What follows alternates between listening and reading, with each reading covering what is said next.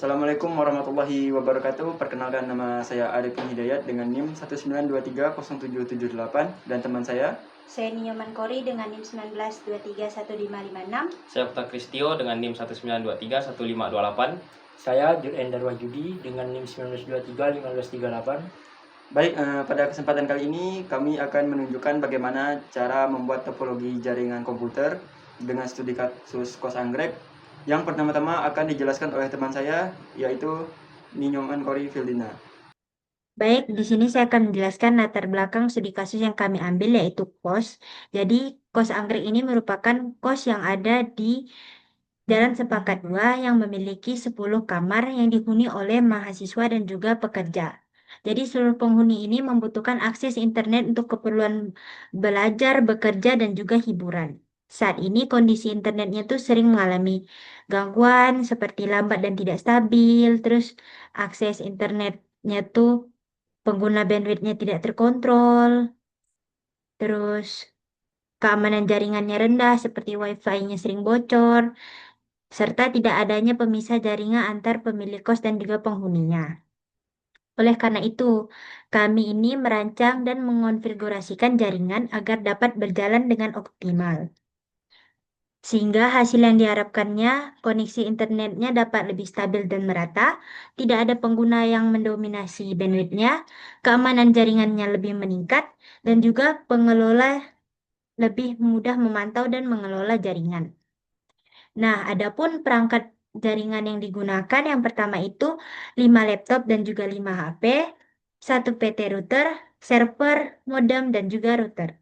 Oke, baik. Penjelasan selanjutnya akan dijelaskan oleh Zulendar. Baiklah, di sini saya akan membuat rancangan jaringan wireless dengan menggunakan 5 laptop dan 5 smartphone. Pertama, kita menggunakan wireless router yang 300N. Kemudian menggunakan DSL modem. Kemudian kita menggunakan cloud juga. Dan yang terakhir kita menggunakan server. Adapun device yang kita gunakan menggunakan 5 laptop,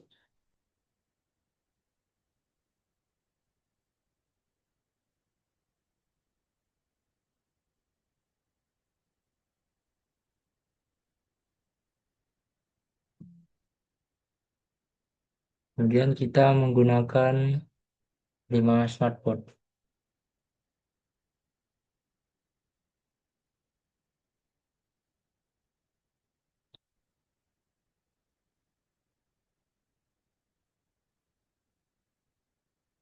Agar laptop terhubung dengan wireless router, kita harus mengganti port-portnya terlebih dahulu. Ini kita matikan.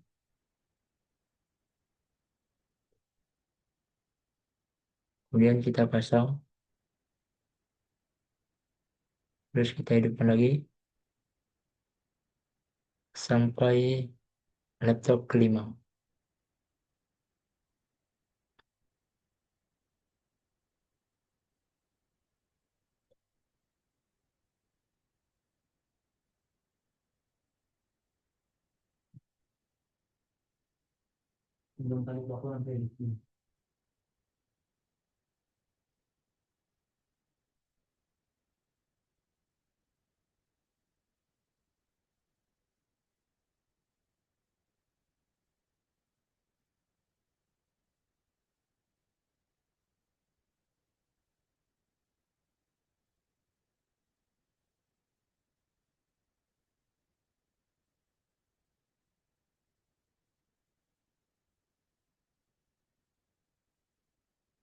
Baik, setelah kita ubah port-port laptopnya, kemudian kita hubungkan dari wireless router ke DSL modem menggunakan kabel copper straight through. Ini menggunakan port 1. Kemudian dari modem ke cloud menggunakan kabel phone. Ini kita pilih yang modem 4. Kemudian dari cloud ke server menggunakan kabel copper straight through. Ini kita pilih Ethernet 6. Kemudian fast Ethernet. Kemudian untuk IP-IP-nya akan dijelaskan oleh Okta Kristio. Baiklah, di sini saya Okta Kristio akan melanjutkan pekerjaan teman saya, yaitu pada tahap men-setting alamat IP address pada setiap perangkat supaya dapat saling terhubung satu sama lain. Untuk yang pertama-tama kita akan melakukan setting yaitu pada server.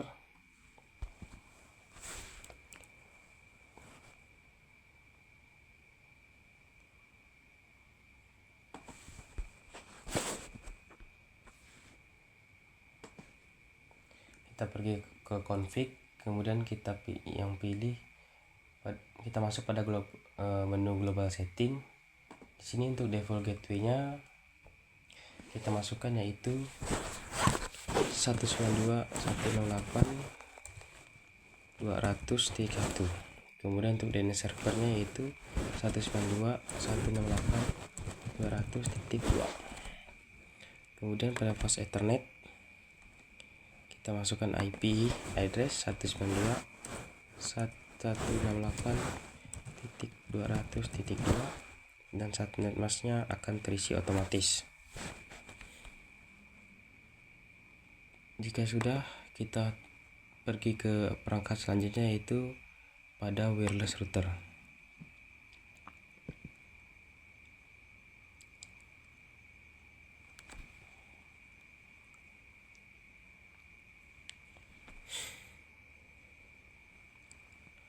Pada wireless router di menu internet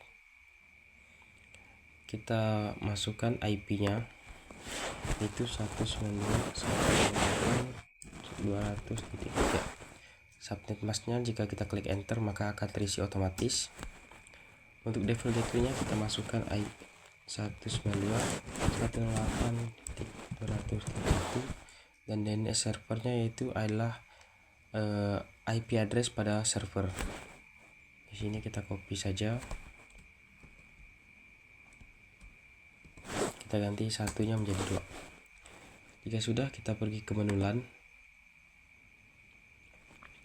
Di sini IP addressnya kita masukin yaitu 192.168.10.1 dan untuk subnet masknya akan terisi otomatis jika kita mengklik enter. Sedangkan untuk jaringan wirelessnya, untuk SSID-nya kita berikan sesuai dengan yang kita inginkan ya. Di sini saya akan menamai SSID-nya yaitu sebagai Cosnet. Dan untuk passwordnya kita masukkan sesuai dengan yang kita maukan. Oke, sudah, kita klik tutup. Nah, pada saat sebelum kita setting tadi terdapat garis putus-putus yang menghubungkan laptop atau smartphone dengan wireless router. Namun sekarang sudah hilang, itu dikarenakan SSID sudah kita ganti. Karena yang pertama tadi merupakan SSID default yang dimana setiap perangkat akan tersambungkan otomatis. Di sini kita perlu menyambungkan kembali laptop dan smartphone menggunakan SSID yang sudah kita berikan pada wireless router. Untuk caranya, kita pilih perangkat, kemudian kita pilih PC wireless, kita pilih menu connect, kita tunggu hingga SSID-nya muncul di sini. Jika sudah muncul, kita klik, kemudian kita konekkan dan kita masukkan password SSID tersebut. Perangkat sudah terhubung, itu ditandai dengan adapter is active dan terdapat garis putus-putus kembali yang menghubungkan perangkat dengan wireless router. Kita sekalian saja setting IP-nya, IP pada perangkat tersebut. Untuk setting IP kita close, kita kembali ke menu desktop dan pilih yang IP konfigurasi. Di sini IP-nya kita statik dan kemudian IP-nya itu 192.168.10.2. Kenapa 2? Kenapa tidak 1? Karena 1 sudah kita gunakan pada wireless router. Kita klik enter, maka subnet masknya akan terisi otomatis. Untuk default gateway-nya kita samakan 200.1, dan untuk DNS servernya kita samakan juga, akan tetapi kita bedakan pada titik satunya. Satunya di sini kita ganti sebagai 200.2. Lakukan hal yang sama kepada perangkat laptop lainnya.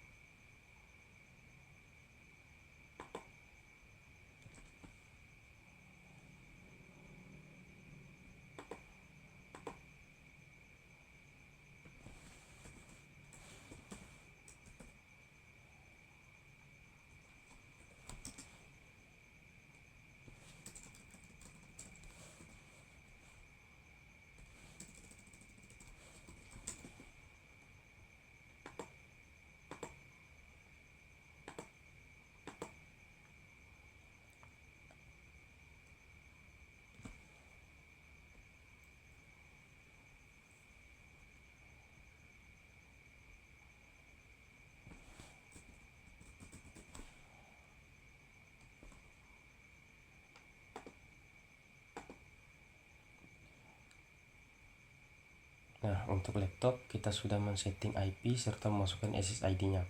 Sekarang kita pindah ke smartphone. Untuk smartphone itu berbeda dengan laptop, di mana pada laptop terdapat menu PC wireless, sedangkan pada smartphone tidak ada. Jadi untuk memasukkan SSID-nya kita perlu ke menu config, kemudian kita pilih yang wireless, dan kita masukkan SSID-nya secara manual di sini.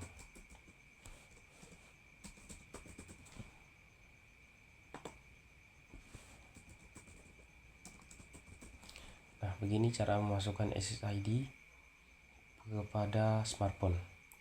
Lalu kita setting IP-nya.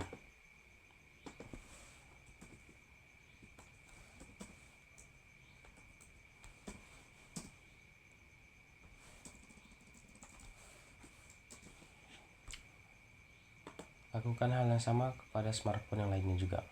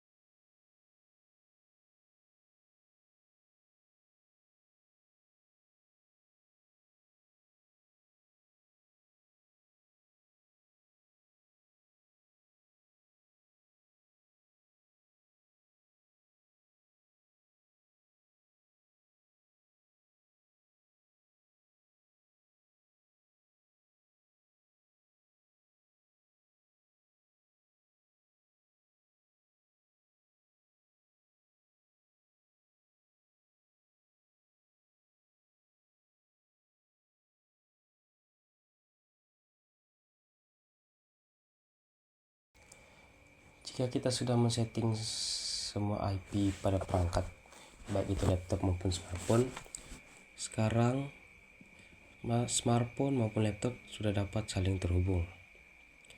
Untuk tahap selanjutnya yaitu kita akan membuat simulasi jaringan. Untuk membuatnya kita perlu pergi ke server, kita pergi ke service, dan kita cek pastikan HTTP. Langkah selanjutnya kita akan membuat simulasi jaringan internet. Pertama-tama kita pergi ke server, pastikan kita pilih ke menu service dan pastikan HTTP dan HTTPS ini dalam keadaan on. Kemudian kita pergi ke DNS dan pastikan DNS service-nya itu on. Kemudian di sini kita masukkan alamat namanya itu kosanggrek.com. Ini terserah kita memasukkan seperti apa, dan alamat addressnya. Saya akan masukkan alamat address yang sesuai dengan DNS service. 192.200.2 dan kita add. Baik, jika sudah kita klik X. Kita akan melakukan tes internet apakah dapat masuk ke website atau tidak. Kita pilih laptop, kemudian kita pilih ke web server. Ini tampilannya. Kita bisa memilih antara masukkan nama ataupun alamat addressnya. Di sini saya memilih masukkan alamat address. Kita klik go. Nah, sudah berhasil. Berarti jaringan simulasinya berhasil. Sekian presentasi dari saya. Selanjutnya akan dijelaskan, untuk tahap selanjutnya akan dijelaskan oleh Arifin, yaitu tentang hubungan perangkat laptop dengan smartphone. Baik, pada kesempatan kali ini saya akan melanjutkan Octavisio, yaitu meng-ping jaringan dari laptop ke laptop, laptop ke smartphone, smartphone ke smartphone, dan laptop smartphone ke server. Yang pertama-tama kita coba ping dari laptop ke laptop terlebih dahulu. Di sini kita taruh 1 di sini, dan statusnya successful. Baik, selanjutnya kita akan mencoba ping dari laptop ke smartphone. Di sini kita taruh 1 dan smartphone, dan di sini keterangannya successful, berarti kita bisa meng-ping ke smartphone. Nah, setelah itu kita coba ping dari smartphone ke smartphone itu sendiri. Nah, di sini juga keterangannya successful, berarti kita bisa meng-ping dari smartphone ke smartphone tersebut. Selanjutnya kita coba lagi dari komputer atau laptop, kita coba ping ke server.